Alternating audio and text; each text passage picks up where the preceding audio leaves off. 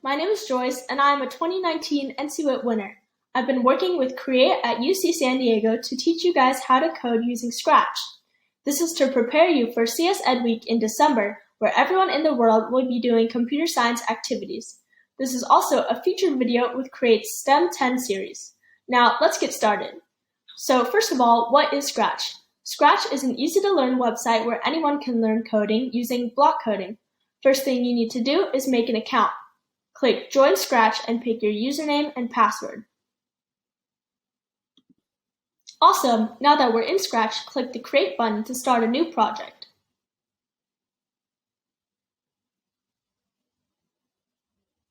The big square on the right of the screen is where all the action will happen, like a TV screen, but we'll need to make something to watch.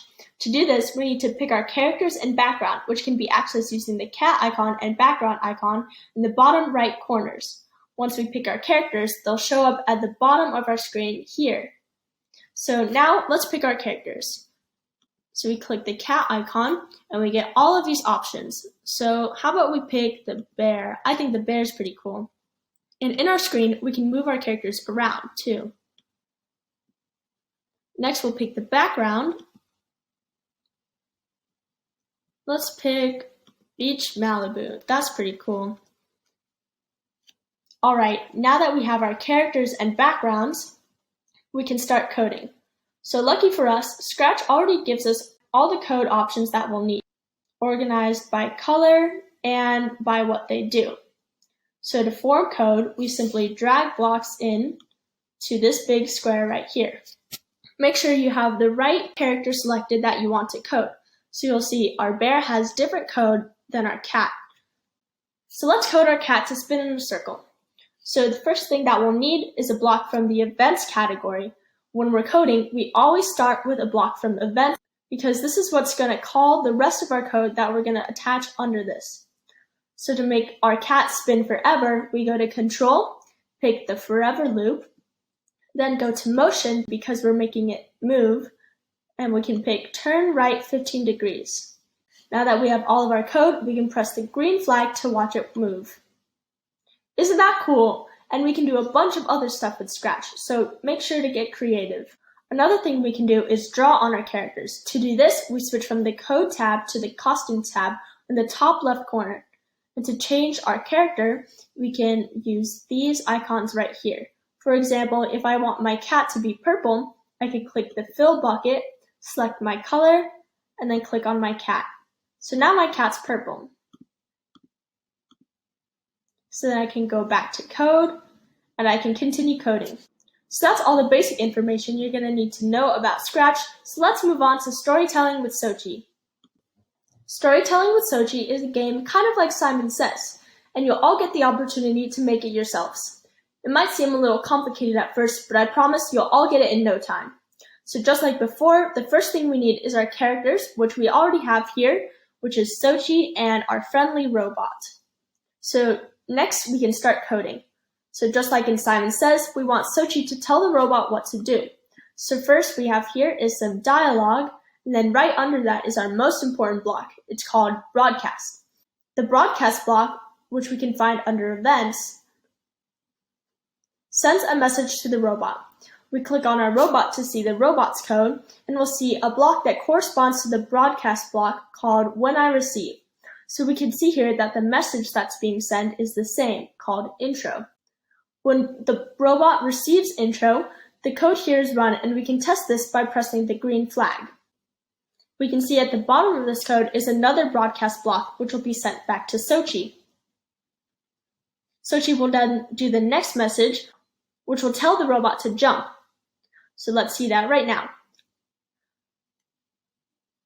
Isn't that cool? Now we can make the robot do all kinds of things with these back and forth of broadcast and receive blocks. For example, jumps, do flips, and even make the robot eat tacos. So with this project, feel free to get creative with it. Maybe even make the robot breathe fire.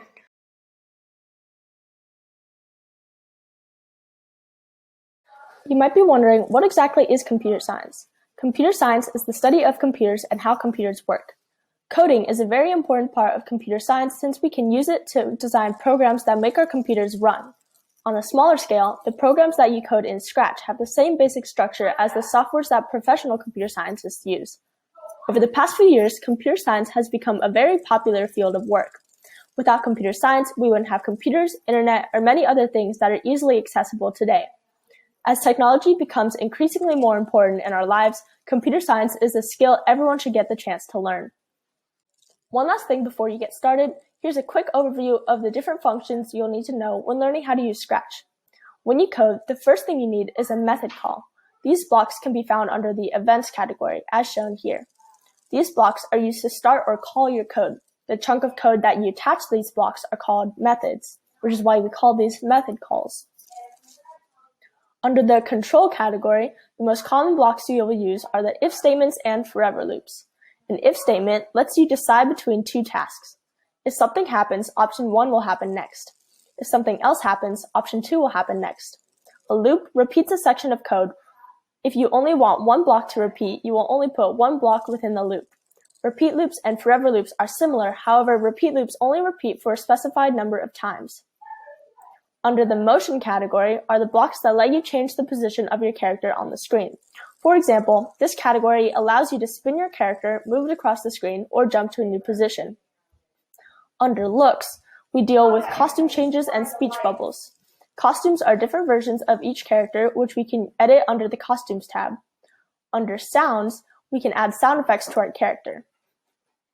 Sensing is similar to what we use in artificial intelligence. These blocks will be used when we want something to happen only if a specific thing is happening.